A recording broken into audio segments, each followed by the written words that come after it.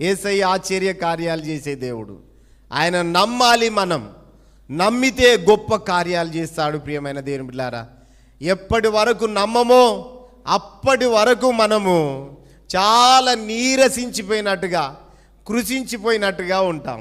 సింగపూర్లో దేవుని వాక్యం చెప్తా ఉంటే yes yes correct, yes amen amen అంటా ఉంటాడు. మనం గదులము మెదులము, ఇట్లనే నువ్వు చెప్పుకుంటావో మేము ఇట్లనే ఉంటాం బాయ్. సింగపూర్లో దేవుని వాక్యం చెప్తున్నా, yes God has done great miracles in their lifes అని అంటే yes yes yes he has done అని అంటా ఉన్నారు. మనం కనీసం మెసిలిచ్చినా మెసిలో. హల్లెలూయా. హ్యాపీగా ఉండాలి, హ్యాపీగా ఉండాలి. ఎంత కుంగిపోతా ఉంటామో అంత గుండె వీక్ అవుతూ ఉంటుంది, మన బాడీ వీక్ అవుతూ ఉంటుంది. ఎంత హ్యాపీగా ఉండాలో, ఎంత సంతోషంగా ఉండాలో. దేన్ని బట్టి సంతోషంగా ఉండాలి చెప్పండి? మన ప్రభువు బలమిచ్చే దేవుడు, శక్తినిచ్చే దేవుడు. హల్లెలూయా. ఏదైనా రోగం ఉందా? గా రోగం నన్ను ఏం చేస్తుంది? ఏం చేయది. నా ప్రభు గొప్ప కార్యాలు చేయగలడు అని నమ్మాలి, విశ్వసించాలి, ధైర్యంతో ఉండాలి.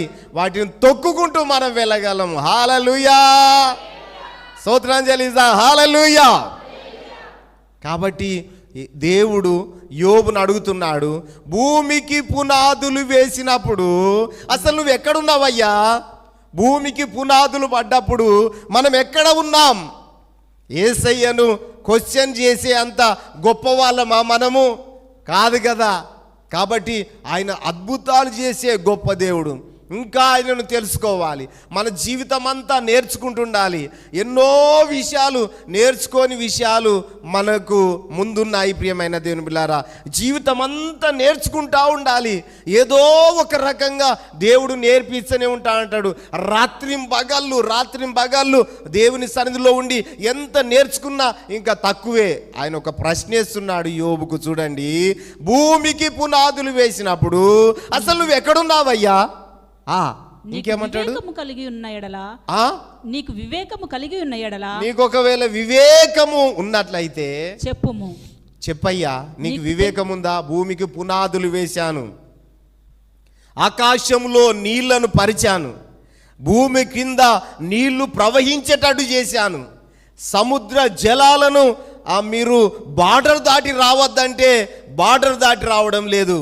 ఇవన్నీ నా చేతి పనులే, నాకు అధికారం ఉన్నది.